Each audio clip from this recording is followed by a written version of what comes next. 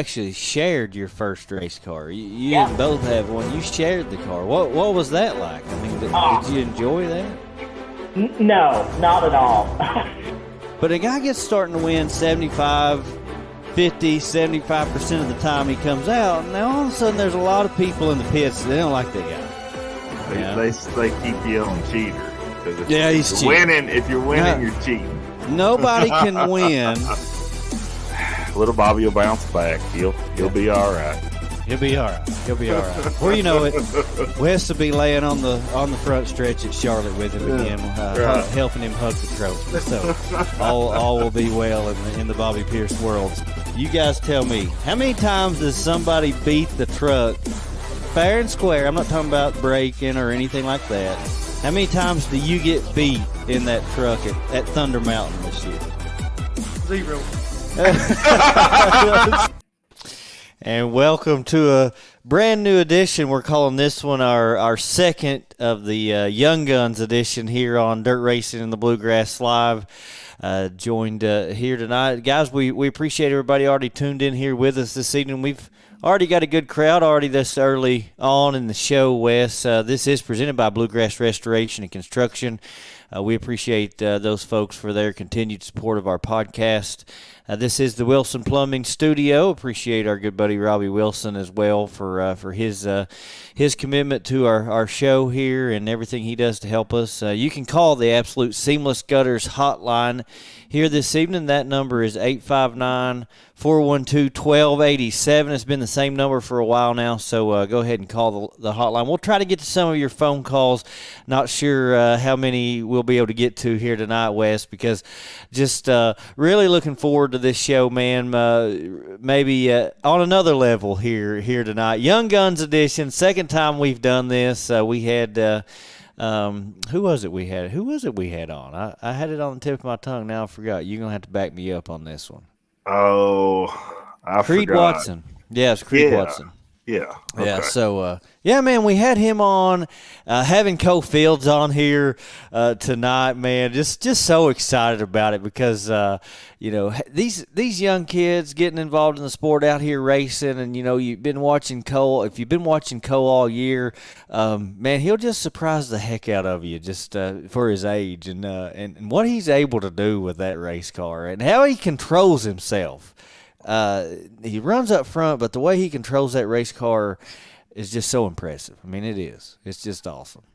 Yeah, it is. Really looking forward to talking to him. I know this past Saturday night I got to watch him race at Rockcastle and give him a big high five after the feature in the infield there. So really, really looking forward to it, and it's just so cool. We've got a lot of young guns, a lot of younger, it's just kids racing in our central southeastern Kentucky area, just across the state, and it's just exciting to see them loving the sport that we love so much, and getting to race each and every weekend. So just fun to see them live that dream and get to race every weekend.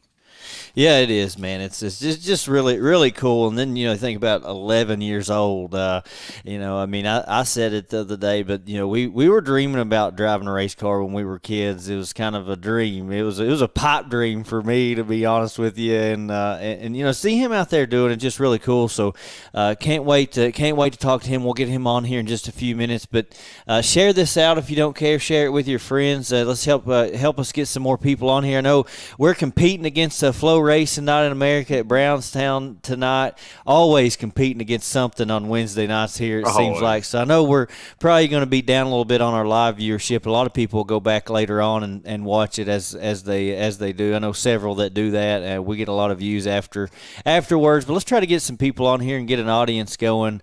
You might have some questions for Cole when we have him on here in just a little bit, so it's going to be a lot of fun. Well, let's kind of recap our weekend from this past weekend here real quick, man.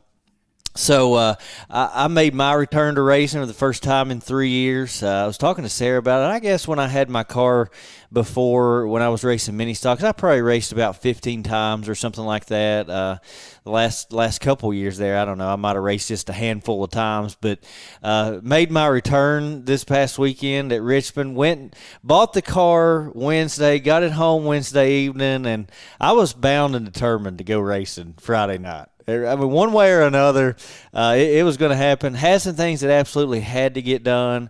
We got the car to the track. Brad helped me mount some tires when I got there in order to be able to race, because I think two of the ones that were on the car probably wouldn't have made circles, I'm afraid. So, but I was determined to go out there and race, and I had so much fun. I'm telling you, first time around, I remember being so nervous and just sort of, I guess, overwhelmed by everything that I really couldn't even remember what happened. And I said, you know what, this time I'm going to go out there and just have fun and enjoy it. And I really did. It was so much fun being back out there. Just being out there with those guys, hanging out in the pits with them. And that whole part of it is just so much fun. And those cars, they're just a blast to drive. I mean, they're a handful. They're just a lot of fun. And that was my goal, was to go out there. Didn't really have any other goals than that, other than just to have fun. And I really did that, man. It was so much fun. It really was. Well, it was great to be there and just to see how excited you was. And I know we had talked all week, and you was interested in buying this car, and all day Wednesday, and then you get it. And I mean, it's an all day ordeal. Yeah. Working Thursday like crazy, trying to get everything caught up so you could, finish up on Friday, and then making it to the track, and just tickled to death for you. And you did good. I mean, first night out in several years, and a new car. So I mean, you gonna be able to tweak on it and work on it a little bit. But first night out, I think was a huge success, and started 7th, finished 7th, and was able to load it on the trailer. So that's right. And you had a blast doing it. So I mean, I just couldn't quit. I was just tickled to death, man, the whole night. Just happy, tickled to death, happy to be out there, just having a good time. And that's my main goal. I mean, that's what I want it to be. If I can't have fun in this thing, I don't want to do it. I mean, right. It got to the point in when I had my mini stock and stuff before, it got to the point where, honestly, at the end of the day, I remember one day out of nowhere, I come home and I was like, I'm selling this race car. And Sarah's like, why? You don't want to do that. That's what you want to do. And I was like, I'm just not having fun anymore. I mean, I was spending more money than I wanted to, honestly. Right. And just so many things with that. I was like, I'm done with it for now. I'll get back into it at some other point if it makes sense to do so. And I mean, that's my whole thing, is just being able to have fun. I mean, I know one of the biggest. I wasn't very probably as aggressive as I should have been at some points in the night, and trying to get around a few people, but. It's a totally different feel to the car. The way you drive it, but then, also just wanting to make sure I could shake the car down, keep it in one piece, and be able to go back racing before long, and definitely accomplish that. I mean, I think in hot laps, which I wasn't really pushing, I think I was in the maybe low 22s, which was slow, but I wasn't trying to go fast. Uh-huh. And but then by the time the heat race came around, and then in the feature, I was down in the 19s, which is where the leaders were.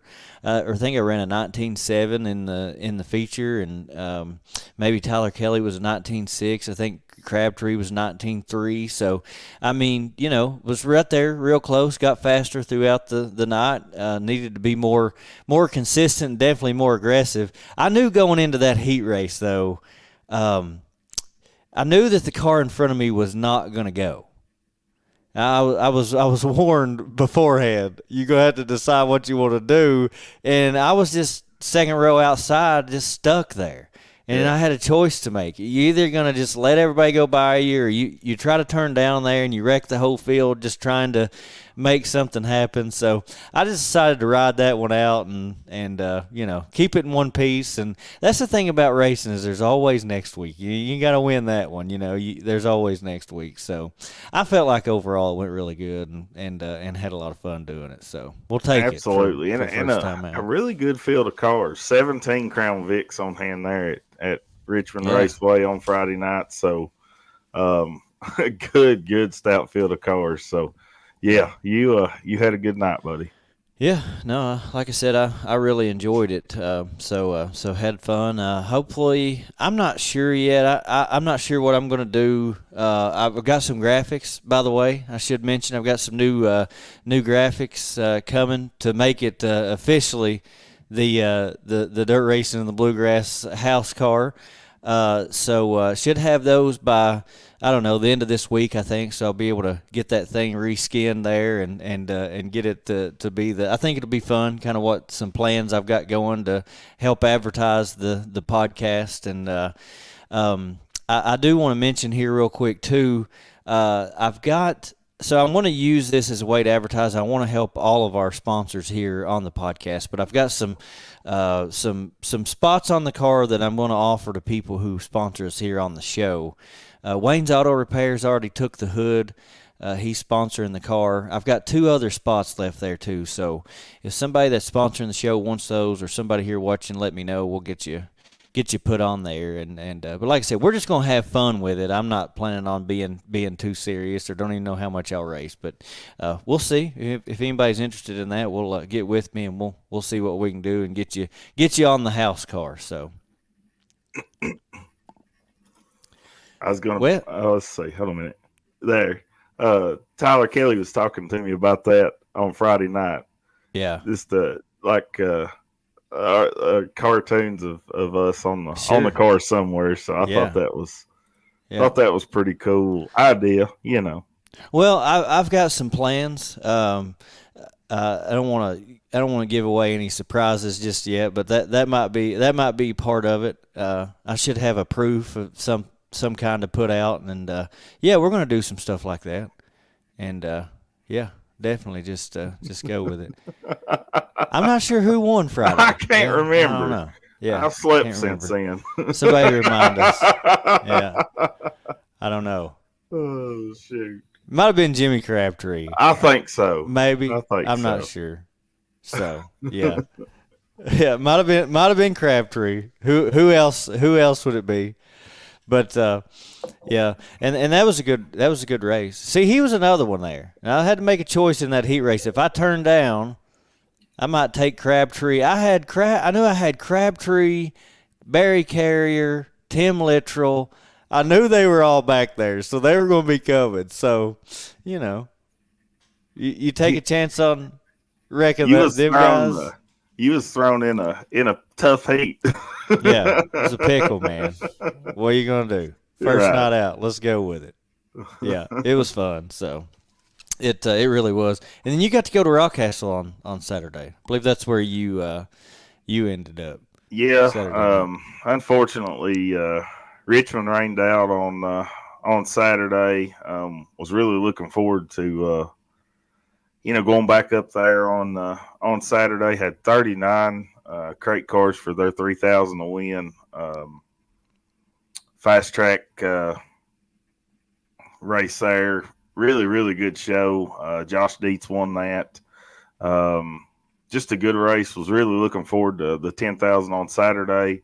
But like I said, unfortunately, it got rained out. So come all the way home, worked on Saturday, and then grabbed Sherry and Annabeth, and we headed to the Rock and had a fantastic night of racing there at Rockcastle, and just a fun weekend. Got to race 2 different tracks, Friday night and Saturday night, and just a great weekend of racing, and especially with the family being with me. So yeah, that made it that much better. Yeah, Yeah, that's awesome, man. It's always a good time, and another big weekend coming up this weekend. So, looking forward to that. Everything coming up this weekend too. But no, overall, it's a fun weekend of racing. As always, the racing season's winding down, man. It's just it's flying by. We don't have much time left. I'd say we'll probably. I'd say the second week of October we'll probably end the regular season of our podcast here. We'll do our award show like we've done every year, and it's crazy how fast time flies. We're getting toward the end of it once again. So it's definitely flying by. But well, let's go ahead and take a commercial break here real quick. We'll come back and talk to Cole Fields. Can't wait. I'm excited to get him on here. Hi, I'm Chris Lowry with Bluegrass Restoration and Construction. From simple service work to full paints, roofing, flooring, and everything in between, we're your one-stop shop for your home maintenance and remodeling needs. Our family has been serving the Richmond area for 3 generations, and we're proud to continue that today. You also voted us the best general contractor in Madison County in 2022. We thank you for that honor. Give us a call for all your construction needs at 859-353-1133. And welcome back to Dirt Racing in the Bluegrass Live. I'm going to have to take this. There we go. This guest segment is brought to you by Fast Track Plumbing. And Cole Fields now joining us here on Dirt Racing in the Bluegrass Live.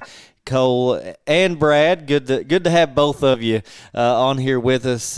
He's also going to be he's going to be our Wayne's Auto Repair driver of the week. Appreciate those two sponsors, everything they do here to help us out on the podcast. But Cole, man, good to have you on here with us this evening. Talked to you quite a while after the race on Saturday. I said we've got to get you on the podcast. We've been missing out, so good to have you on here. It's nice to be here. Yeah. Yeah, man. Well, I tell you what, he's got some stories to tell. I know that from Saturday night at Richmond. Friday night. Whatever. Friday, Saturday, Whatever. Same thing. It don't matter. It's all the same. We were racing Friday night at Richmond. So, but anyways, yeah, got to stick around there after the races. Cole unfortunately had some bad luck there in the Crown Vic and broke a tie rod running third. I think you were there at that time, is that right? Yeah, I was running third. So he's running third at Richmond, beating all of us grown men, and broke a tie rod, unfortunately, but had a good run going. That was your first time racing. I didn't realize that. Brad posted that earlier on in the week. I didn't realize you'd never raced at Richmond before, man. That's kind of crazy to go out there and be running that good on. I tell people all the time, Richmond's a different place. It's tough. It's a driver's track. You got to be able to drive to race at Richmond. So that's pretty cool to go out there and run that good your first time there at that track. Oh, yeah. Oh, you talking to me? Yeah, talking to you. We're having internet glitches here, so have to bear with us for a minute. I got you. We'll hang in there, man. No, what was it like, though, there at Richmond? It wasn't my first race at Richmond, technically. It was a second. I raced at the beginning of the year. Yeah, that was my bad. But yeah, I broke a tie rod on Friday. It's the dreaded tie rod curse. Yeah, first, second, it's all the same, man. Still, Richmond's a tough place. You've raced at Rockcastle a lot this year, quite a bit. You've been racing there, but Richmond's a different animal. I feel like, from my perspective. For you now, it may just be a racetrack. That's what you made it look like on Friday night, at least. But how tough, from your aspect, how tough, how different is Richmond? I mean, Richmond's a lot smaller than Rockcastle. It's a lot harder to pass. It's more of a track. If you get out front, you stay out front. Yeah, it is true. You're a lot busier at Richmond, from what I can remember. It feels like as soon as you hit the gas, you're already in the corner. Yeah, you're a lot busier at Richmond. Yeah.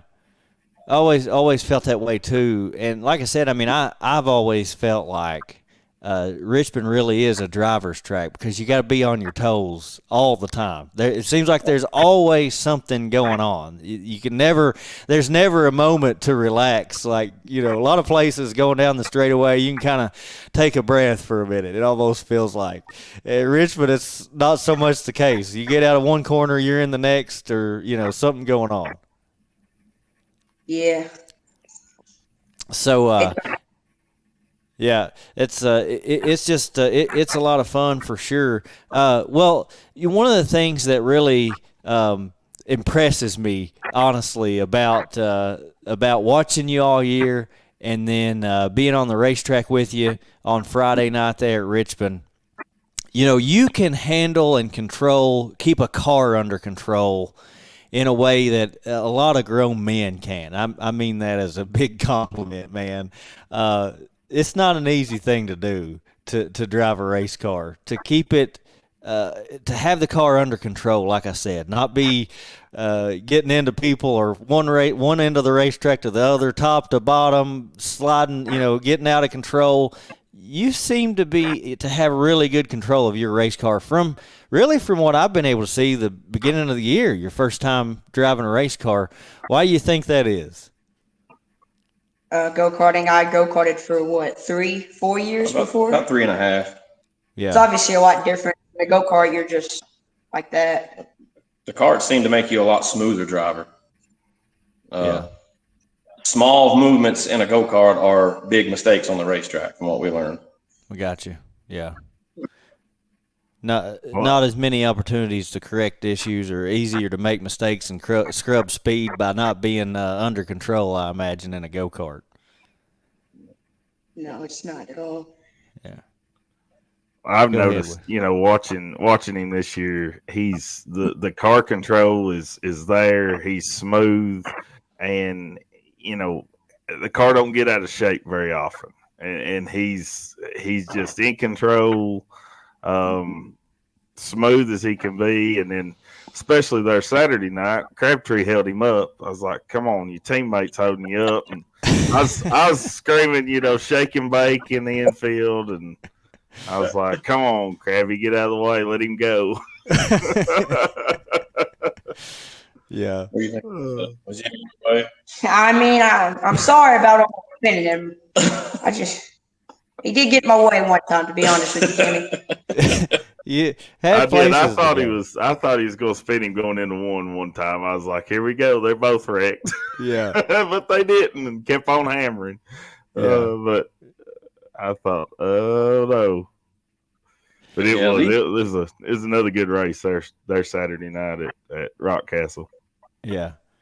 You talked about we were standing there Friday night at Richmond, and you guys were talking about want to talk a little bit more about your go-kart racing here in a minute, but your go-kart racing sounded to me like on Friday really started in the backyard or there on your property, racing with your dad. That was fun hearing those stories. You got to tell us a little bit about that so everybody else can hear those stories too. I think your racing career really started a lot earlier on than people realize, even on a official racetrack. I guess you were racing your dad in the backyard. Tell us about those times. I mean, it's obviously, they weren't much. They were just small little go-karts with not much horsepower, but they were a lot of fun. I mean, we had a small little track in the backyard, and we'd go outside every day after I'd get home from school, shirts off, helmets on. I mean, we put each other in the bushes. Upside down. I flipped him upside down one time. Yeah. Just like late models. You come through the corner, you crack the throttle, and it's sideways. Yeah. That's where the monster was created, was the backyard. Was in the backyard, man. That's so funny. So you put him in the bushes, you put him upside down, all kind of. Was there ever a moment where you felt sorry for him, or was it just kind of like, man, you know, he deserved it? He was in my way, kind of thing. What was that? Yeah, he was in my way all the time. Yeah. Way to get around through the bushes. Yeah, kind of like Crabtree. It happened a lot, fellas, a lot. Yeah, I imagine that would be a lot of fun, and well, what about your go kart career? Did you win in the go karts? Official racing, I guess we should say on an actual. I know you beat Dad in the backyard, flipped him and everything, but did you win? How'd the go kart racing thing go for you? Yeah, I think I had what, 3 wins Yeah, in four. total? That's four. 4. I had, I think, 3 wins at Springwater Yeah, go kart, and Yeah, then 2 at Springwater. 2 at Springwater, and then One I at had Rockcastle. 1 at Rockcastle, and I only had 3. Then they only had 3. Okay. Okay. All right. Yeah. Hey, that's nothing to be ashamed of. Three races, man. How many? Because you didn't race them long, right? I mean, how long were you racing before you won the first race? How many races did you do before? Probably my second season. Halfway through my second season, I won my first race, Yeah. Cool. and then from there on, it came more often. Yeah.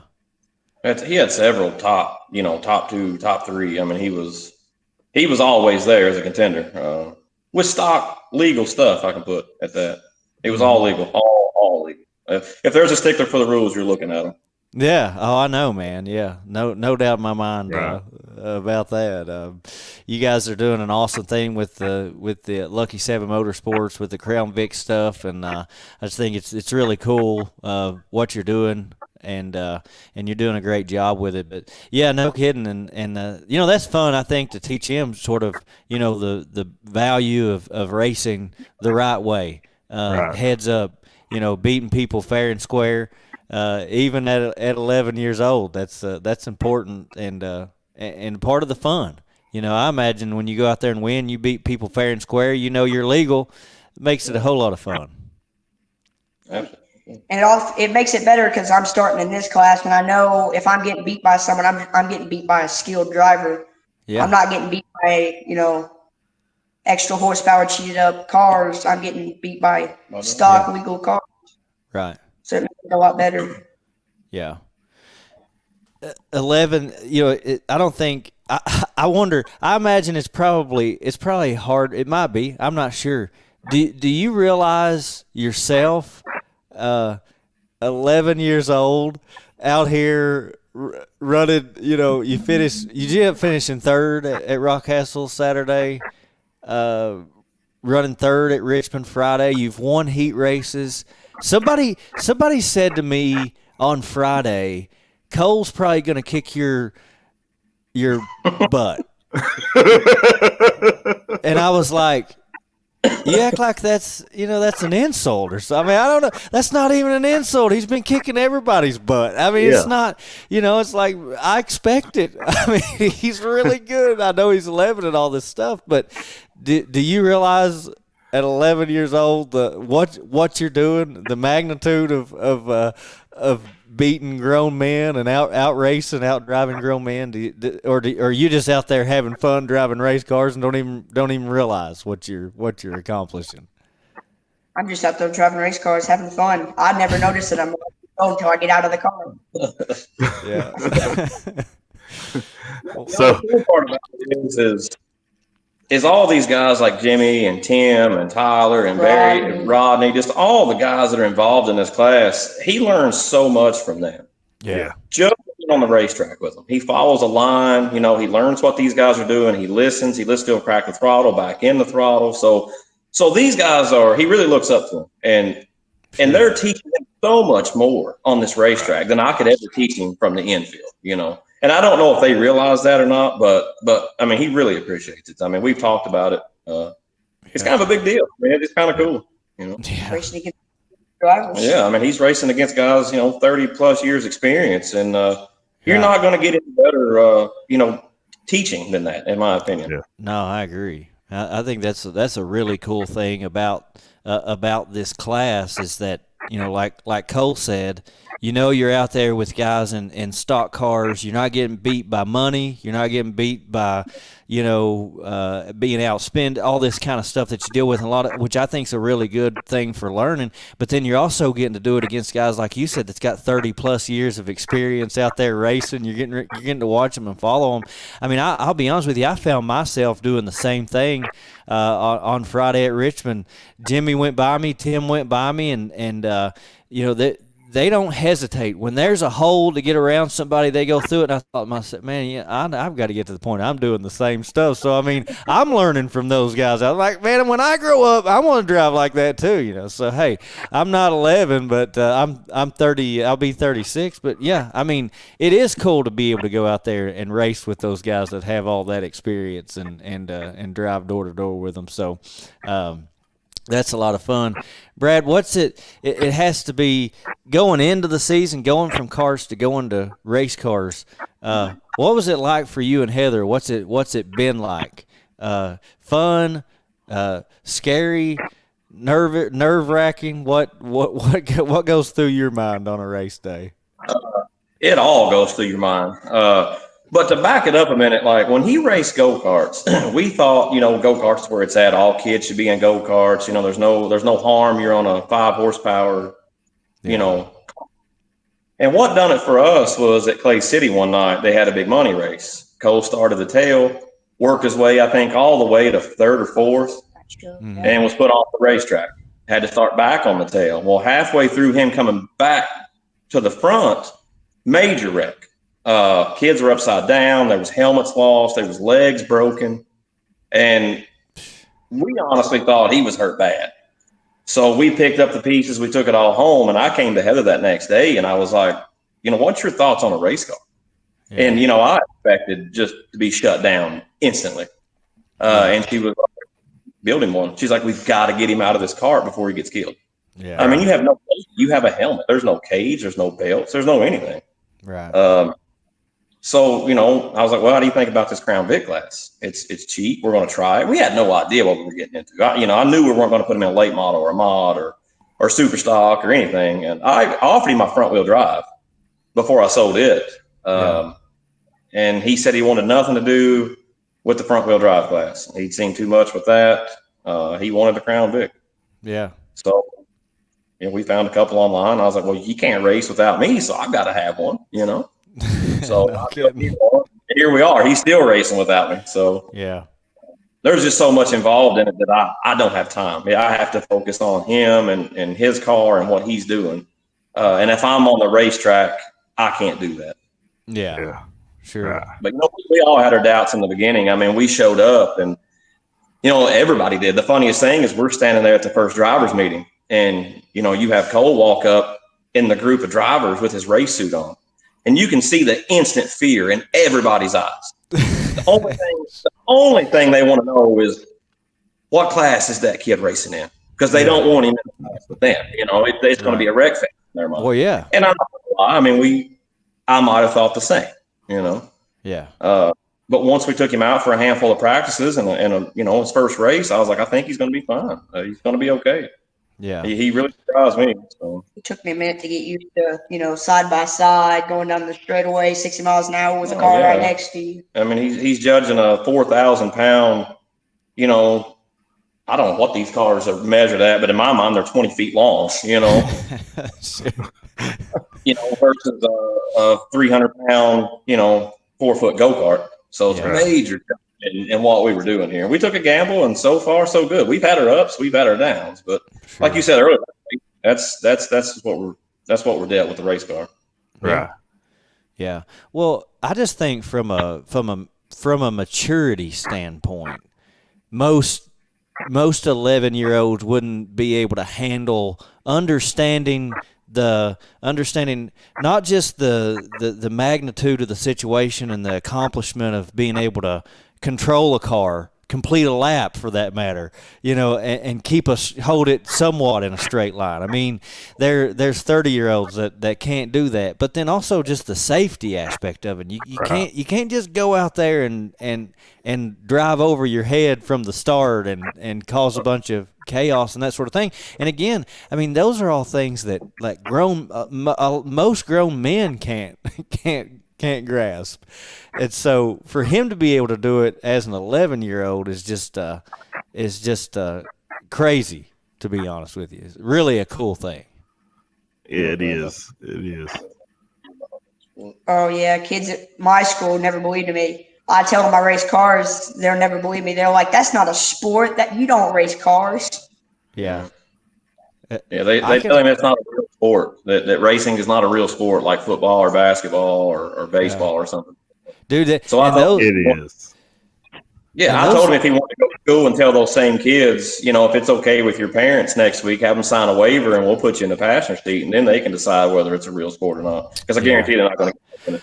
Well, this is kind of embarrassing, I'm going to be honest with you. But after not being in a car for 3 years, minus the 5 laps a few weeks ago, but not being in a car for over 3 years, got out there Saturday, I'm telling you, I was sore. After my arms were sore, I'm embarrassed to even say that, but it is, man. He ran 100. Cole ran 100 laps at Rockcastle just a couple of weeks ago, and had a really good run with that. But it is a sport, man, and I think even at 11 years old, honestly, the physical aspect of it, being able to go out there and say, for example, run 100 laps, is people don't realize. And it's one of those things, after you've done it for a while, you get used to it. It's fine. It's like anything else. You're just using different muscles that you're not used to. But even from a physical aspect, for most 11-year-olds, it'd be close to impossible, I would say. What? About your football. He plays football, so Yeah. I think football probably helps him out a bit with that. Yeah. The muscles. With the constant exercise and the push-ups and just getting, completely ran over by. Obviously, I still get sore after every race. I go home and it hurts. It's hard to sleep, but it helps with it. That's obviously. excitement.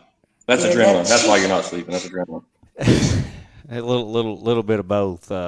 It is, though. I mean, it is it's more it's not, I'm not saying it's like crazy physically. Oh my gosh, I can't move or anything like that. But more than people would realize, especially for somebody that's 11 years old. So just a really cool thing. So are you still playing football though? You talked about playing football. You still playing football? Yeah, I went to practice earlier at 5 o'clock. Got you, man. Busy 11-year-old. So he stays busy. He keeps us on our toes. That's good. Where do you play football? What school you go to? Where you play at? For Clark Moores. I play for the Clark Moores. Okay, got you. What positions do you play? Do you do offense and defense? I just play defense. I play linebacker. Okay, all right.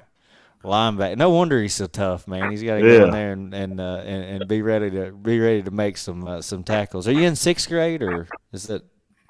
Yeah, 6th grade. Yeah. Okay, got you. Cool. So linebacker for the football team at Clark Moore's, driving a race car on Friday and Saturday nights. Something else we talked about the other day, because I asked you, what have you been able to do that's helped you get better at racing, to prepare, to put you in a position where this year you jump into a stock car and you're out there doing. One of the things you mentioned was video games. We talked about that a little bit, and you've got a setup and stuff, and you do video games. You felt like that helped you. Tell us a little bit about that, what you've got, and how that helps you. Those are bad for you, but I got like a steering wheel and a pedals, and it's just like driving a real car. It helps a lot with like on and off the throttle, turning, and all that good stuff. Yeah. Big track with other people in the game. Yeah. That's his practice during the week. So my daughter plays soccer, and she has several practices throughout the week. And I told Cole, I was like, "Well, your sister's at practice.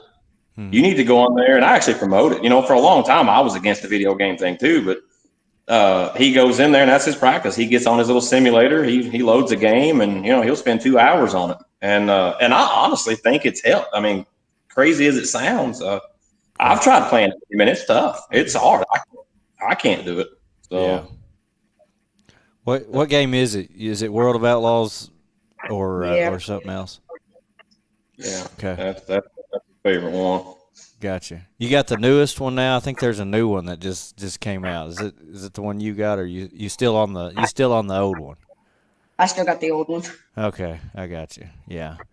I've heard people say the new one's not worth the upgrade. I don't know for sure, but that's what I've heard. But I could definitely see, especially using a steering wheel and having a whole setup like that, how that could help for sure. I mean, it's it's close to, like you said, running side by side, learning how to control a car, all that kind of stuff. It would it'd definitely be a whole lot of help to to be able Well, to and I do make that. sure that he has to make his passes on his video game clean. He can't come in there and car kill somebody to get around him. Yeah. Right. You know, that's not teaching you anything. You actually have to pass these guys clean. You know, pick a line. If you can't get around them clean, you don't get around them. Yeah. And that's kind of how we negotiate that. There's really no other way to practice racing. I mean, all you get is it's Saturday night. Saturday night. Yeah. So I don't really know what else to do. Yeah. Well, I mean, that's one of the hardest things about it. I mean, because like you said, I mean, you're out there. Heather says, except you. Yeah, I guess you don't have to pass you clean. I think that's what she's saying here in the comments. So,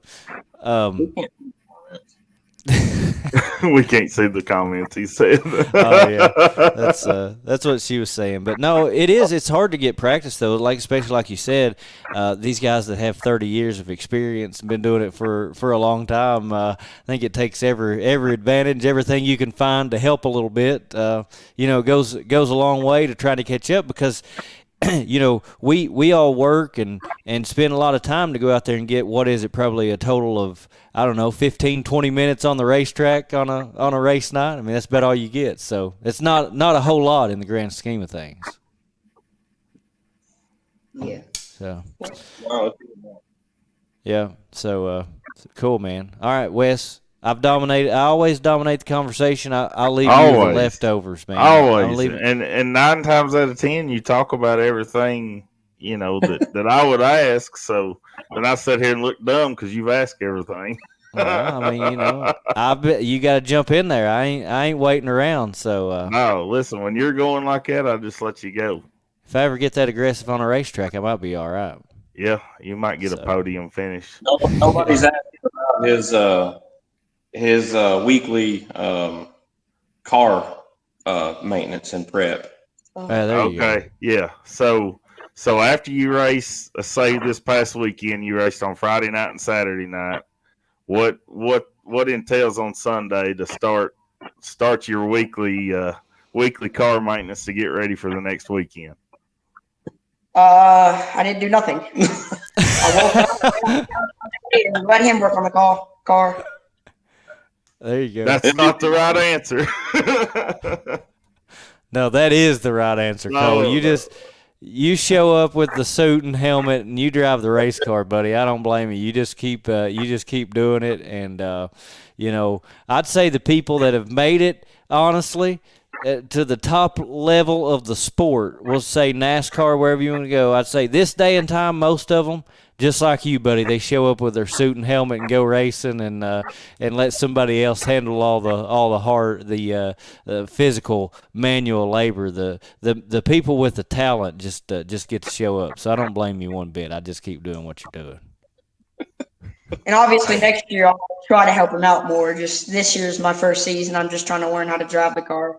Next year I'll help with maintenance and stuff. Yeah, we're on a learning curve right now. I just need him to focus on what he's doing. And then next season, we'll kind of step into the fundamentals of the car and what works and what doesn't work, what the car needs, what the car doesn't, what it doesn't like. Yeah. So we're just taking it in steps. There you go.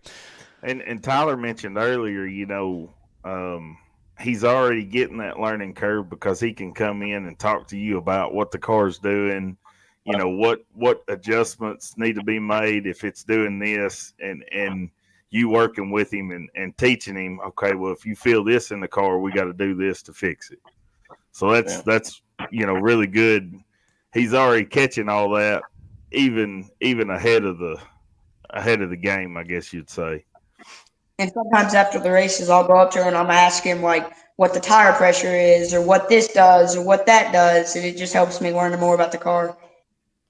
That's good. That's what you got to do. You got the talent, but the little things like that's going to make you that much better, into the future. Yeah. I almost feel like Cole a little bit. It was almost hot lap time. I guess it was on Friday, and of course, I was busy talking and doing all kinds of important stuff. And I look over and Brad's there and my tires up on the race car. And I'm really glad. I was like, man, dang, I really appreciate him doing that. Shoot, if he hadn't, I'd have probably rolled out there with whatever was in them. And I don't know what it was. Just got busy with doing that. So that was fun. But in all seriousness, I appreciate your help getting me ready to go on Friday too, Brad. It was a lot of help. It was instinct. I didn't see you, and I knew we mounted those tires, and you set them on to set the bead and walked off. I was like, it was driving me nuts. I was like, we have to get these tires. And I'm used to dealing with him, and I was like, well, I'll do it while we're at it. Yeah, I was really glad you did that. No kidding, because I thought, and I had to go back and ask him. I was like, I saw you airing my tires up. Did you put tire pressures? I need to go out there. He said, yeah, I got you, buddy. We should be good to go. So, hey, good deal. I needed the help there too, but so I thought that was funny. Shoot, I'd have probably rode out there and not even thought another thing of it, and went out with what I had. So he was busy and had your mind elsewhere, just like you said, been back after being off for 3 years, and he had a lot going on. So. Yeah. It's funny everything that goes through your head on a given night, especially when you ain't done it in a while. So, no, that was fun. So, all right, Wes, fire away, man. I'm leaving it. I got it, Josh. Listen, I got it. All right, good. Cole, who do you like to beat week in, week out? Who are you wanting to beat and finish ahead of every single race? Well, hopefully I don't hurt anybody's feelings. Mostly Jimmy, because he's driving my dad's car, and I miss driving with my dad. So if I can beat him, I feel like I can get him out of it, and I get my dad back in it. Jimmy's got a bull. If you can beat him, you can get him out of it. Let's play the bullseye on the side of that 7 car for this weekend. Well, he said he hoped to beat him so he'd get him out of it and get his dad back into it. I thought that's cool. We talked about that a little bit too. I'd like to see Brad. I'd like to see you back in the car too, man. I know you enjoy. I know you enjoy being out there on the track. I know you'd enjoy being out there racing door to door with your son. You did it earlier in the year. You had a lot of fun doing it. Of course, you're busy with trying to help get this Crown Vic stuff established, stay on top of things with the Lucky 7 Motorsports, everything you guys are doing with that. But at the same time, I told you on Friday, you need to be out there on the racetrack, because I know you want to be. I know there's a big part of you that wants to be. So hopefully we'll see that before long. Oh yeah, I love it. We raced together probably 3 races maybe in the first of the season, and how many? I think you beat me 2 of those 3, which was embarrassing. Every time I've either wrecked or you've either wrecked or we've raced. So. But after putting Jimmy in the car, I mean, he set the bar so high. I'm not sure what I'm supposed to do now. I mean, I can't do Jimmy things. I just can't do it. So, my days may be done. We'll see. Yeah. Heather said you can get another car and keep Jimmy in that one. So just build a bigger garage, and then Josh will want to bring his over after every race so you can work on it. Yeah. No, I won't do it. It is. I think we're almost out of room. We are. There's about 7 cars in here right now. No, I won't do it. Won't do it that way. That's a good thing. There's 7 cars in there. Well, I think setting the bar at Jimmy Crabtree is a bad thing for anybody to do. I'm not setting my bar there. That'd be tough to live up to. But I do think it'd be fun. Hopefully, maybe next year we can see you at least get back out there. Yeah, I just want to make sure that he's good. I want to make sure that there's nothing that we need to work on. He feels 100% comfortable in that car. I try to give him hand signals from the infield. I don't pay attention. Every single night, and I come in and I was like, buddy, did you see me? No, where were you at? So that's perfect. He's not looking at me. He's looking at the race in front of him. So I'm actually okay with that. Yeah. But once he feels 100% comfortable with it, and I feel 100% comfortable with, not having to be there to watch him. We may ease back into it. Because anything could happen if you're racing. Because that's my biggest fear is not knowing what he's doing. You know, Right. if I get ahead of him, I have no idea what he's doing behind me, and Yeah. the parental mode kicks in, and I'm freaking out because I don't, I can't watch him. And Right. it's still, I mean, it's tough. Yeah. I imagine, though, Cole, the person you'd probably like to beat the most, really, when it comes down to it, would be your dad. Is that a part of why you want to see him race again, so you go out there and beat him? I mean, that would be some bragging rights. That would be fun, I imagine. Yeah, that's the Is only that reason I part want of to. I just want to rub it in his face that I beat my dad. He's been racing for 16 years. I knew it. I knew that had a lot to do with it. I don't blame you, because I know Brantley, man. Like, if he can beat me at anything he wants to so bad, he can't stand it. So I'm sure that'd be the case. Well, one other thing that I'm just kind of curious about. Like I said, I don't know many 11-year-olds that have raced a full-size car myself, even throughout history. But what do you see? Like, what is your dream? What do you, when you think about, or maybe you don't even think about this stuff. Maybe you just said before you're just having fun. But do you have a dream with racing? Like, where would you like to be one day? What's the mountaintop, you think? Modifieds, probably. It's the highest class I want to be. It's just my dream is modifieds. I don't want to go any higher. I don't want to go any lower. I just want to be in a modified one day. Okay. That's a good goal to set. I want to be in a modified because Jimmy, if he can, Okay. I want to be just like Jimmy when I can start driving a modified. Cool.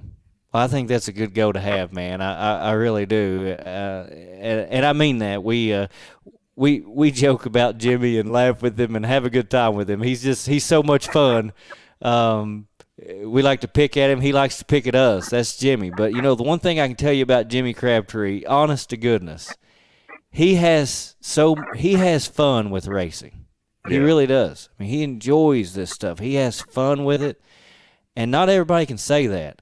And, it's funny to me, a lot of people, I feel like your age, or any age for that matter, you ask them, well, what's your dream? What's your goal? I feel like a lot of them would say, what would they say, Wes? What do you think? NASCAR? They'd say, I don't know.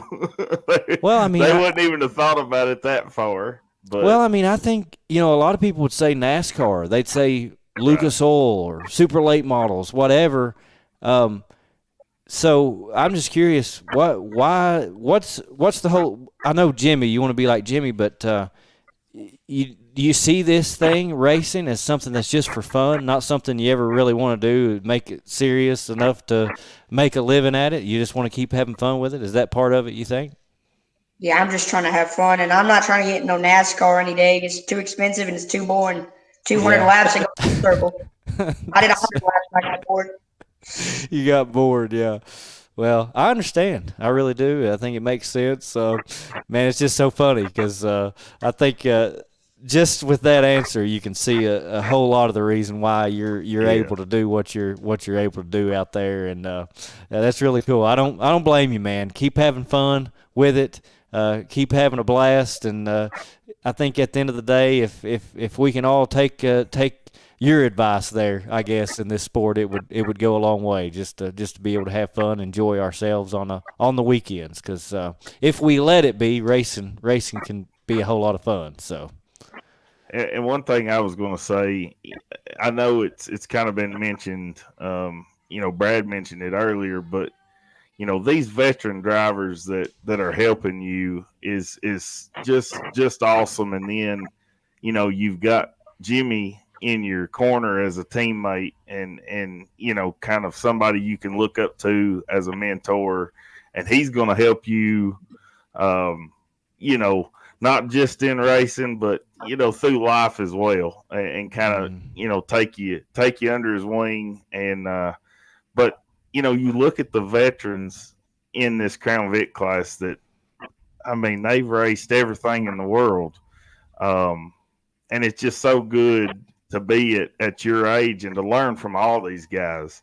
That's something that a lot of people don't get that opportunity and that privilege to do that. So I mean, soak it all up like a sponge, and that's just going to make you that much better throughout the next, couple years. It's obviously better. I'm racing with veteran drivers, and they're a lot cleaner than some classes. Some classes, they'll just spin you out instantly. I'm racing with a good group of guys that I can trust when I go into the turn not to spin me out. Yeah. Yeah.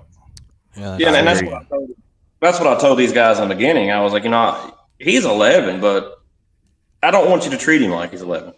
Yeah. I want you to treat him like a racer. He's not going to learn if you don't race him. Right. You've got to make him earn.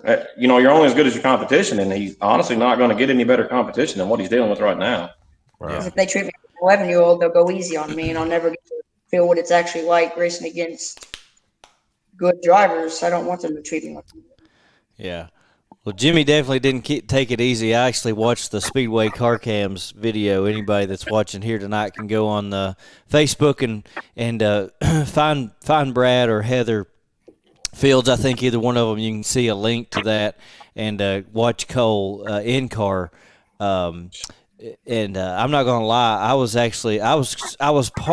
I was partly watching it to try to learn a few tricks about when I go to Rockcastle for the first time, one of these Crown Vics, see what I could learn from Cole going into my first time there at Rockcastle. So, but Jimmy, I noticed in that video, he didn't cut you any slack. So I think he listened, Brad. I think he listened to you there and raced him hard on Saturday. So that was.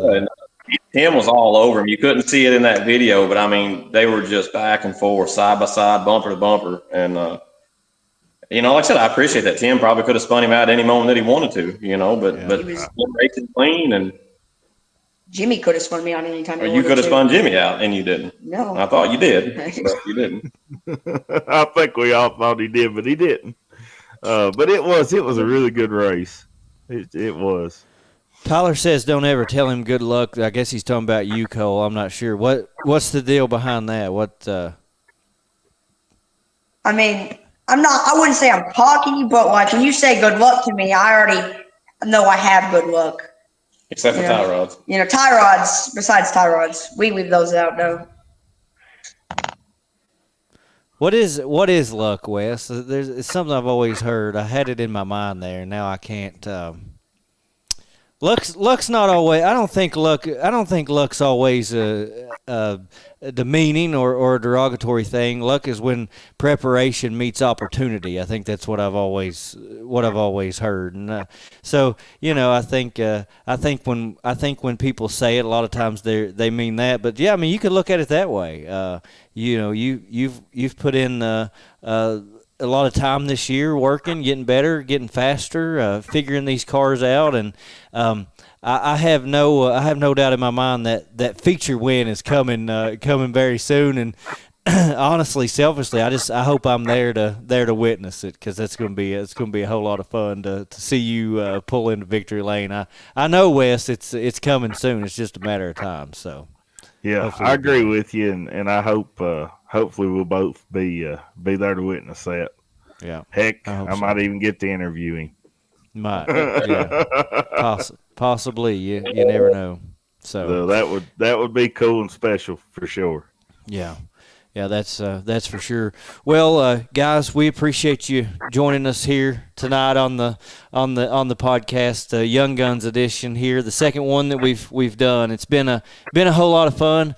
And it's been good to hear just sort of some behind the scenes and get to know you a little bit. I know we've had several people on here tonight that have been able to do the same. You've got a lot of fans and people out there, I'm sure, pulling for you. So good luck the rest of the year and on into next year. And like I said, we appreciate you all coming on here with us tonight. I'm glad to be here. I wasn't going to do anything else. I was going to be laying on the couch. So. This is a whole lot better than laying on the couch, buddy. So yeah. we get you one night anyway. Hey, we appreciate you guys and everything you do for the sport. Really do. Yeah.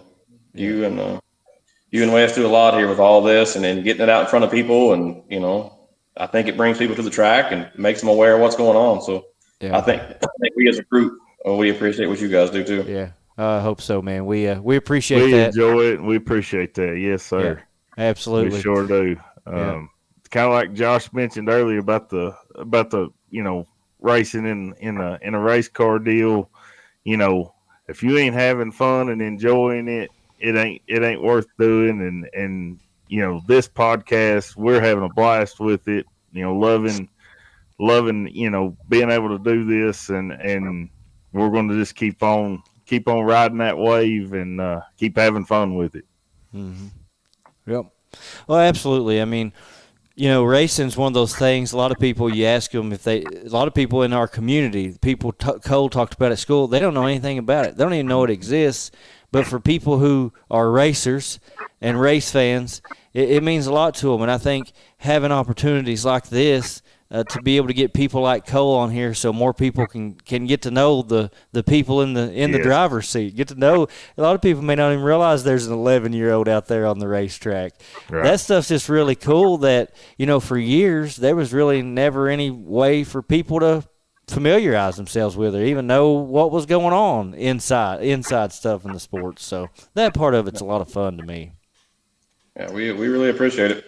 Yeah. I really hope to be racing at 11 years old and people seeing that I can inspire more young people to start racing. Yeah. It's like I'm a good person at Rockcastle right now. Hopefully I can see more younger. Yeah, I mean, my advice is, you know, if you've got a child that takes interest in it, you know, take them to a couple of races. Let them see. Yeah. Let them walk around the pit. You know, let them get one-on-one with the cars. And you never know. I mean, this is their future of racing. It's 100%. This is where it's headed. I mean, I, for one, am almost done. You know, I might get back into it next year to have some fun, but I'm not into it like I once was. Yeah. Right. You know, a lot of guys are getting out of it. And like I said, we're going to have somebody to fill the shoes. So, yeah, I feel like this is the future. Yeah, it is, man. I agree. Absolutely. Yeah. I agree. Yeah, I'm with you. All right, guys. Have a good evening. We'll see you at the races here within the next couple of weeks. All right. Thank you. See you guys. Have a good night. All right. So awesome, man. Young Guns edition here. We had someone just call the hotline. Give us a call again. I'll try to get to you here real quick before we end the show. But yeah, man, just awesome. How cool is that? I can't think of much better to do with my time than just to do that, man. Have that conversation. You don't have opportunities to have conversations with people like that. Yeah.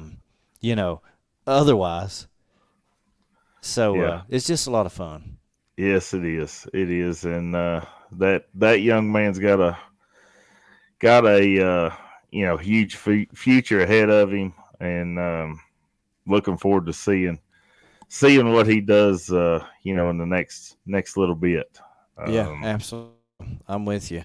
Well, let's go ahead real quick and get to. We're running a bit behind here this evening. Let's go ahead and get to the Keltner Contracting Weekend Outlook.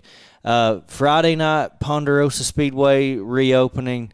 This coming Friday night, Kentucky's Baddest Bull Ring. They're going to swing the gates back open over there, so a big night planned for that, Wes. And you've been talking to Brad Ferguson this week, so I'm just going to let you talk a little bit about make sure we hit all the high points there on that. Yeah, I've been talking a lot with Brad Ferguson, and he's helping to get everything kind of back open and rolling there at Ponderosa Speedway, and we're really glad to see that. That's one of my favorite tracks here in the state. We're going to share out he's got like a QR code he'd sent to me. We're going to share that out, and that's actually the new Facebook page that's the official Facebook page. It's going to be Ponderosa Speedway KY. So that's the Facebook page that everybody needs to go on and for all their updates and everything. And like Josh said, racing opens back up this Friday night, September 27th. 1,200 to win crates, 1,000 to win modifieds, 400 to win hobby stocks, 400 to win Crown Vics, and 400 to win front wheel drive mini stocks. So everybody go out and support them, spread the word, and just let them know that Kentucky's Baddest Bull Ring is opening back up, and they're excited. and it'll be back open starting this Friday night, September 27th. Yep. So go check them out, and then Saturday, Sportmon Mania at Mountain Motor Speedway. They're running Saturday night this week. You got the King of the Rock at Rockcastle Speedway. That's always a big night to them. Finish up their points championship. Last points championship night there, bigger payout in those classes, all classes there at Rockcastle on Saturday night. They'll get to crown some kings over there like they did last year, and that's always a lot of fun. Regular show at Thunder Mountain coming up on Saturday, and then it's championship night and 1,000 to win Hornets at Mud Lick coming up on Saturday night. So, like I said, some championship nights here coming up. We've got some already finished up for the year.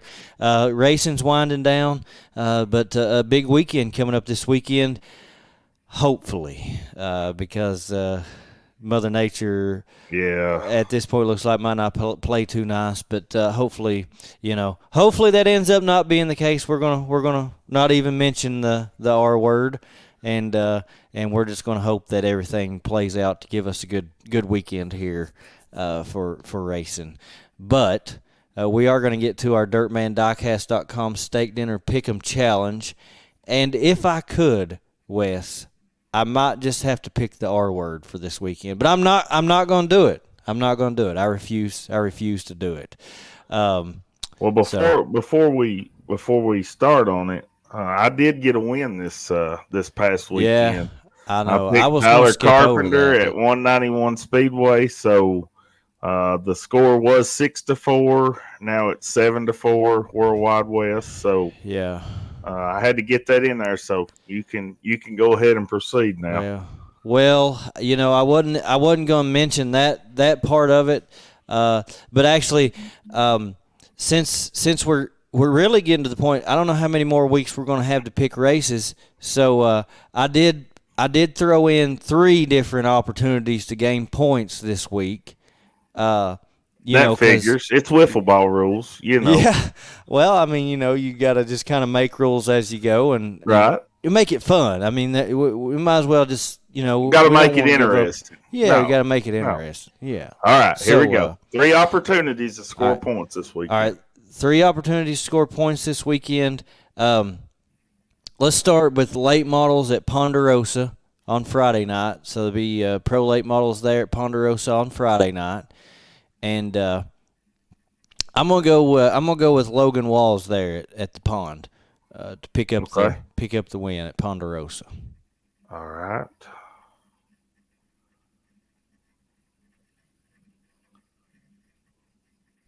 Okay, I'm gonna go with Superman Zhang Pao.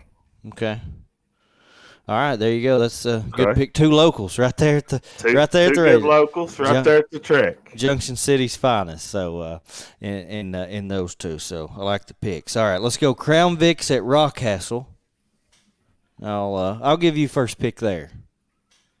Crown Vics at Rockcastle. Ooh. I'm gonna go with Tim Littrell. Tim Littrell. Yep. All right. All right, let's see.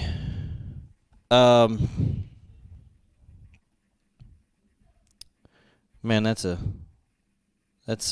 Oh, it's a tough. that's hard, That's why you gave me first pick. So I know. I could have went 15 different ways right there. Yeah, you could have.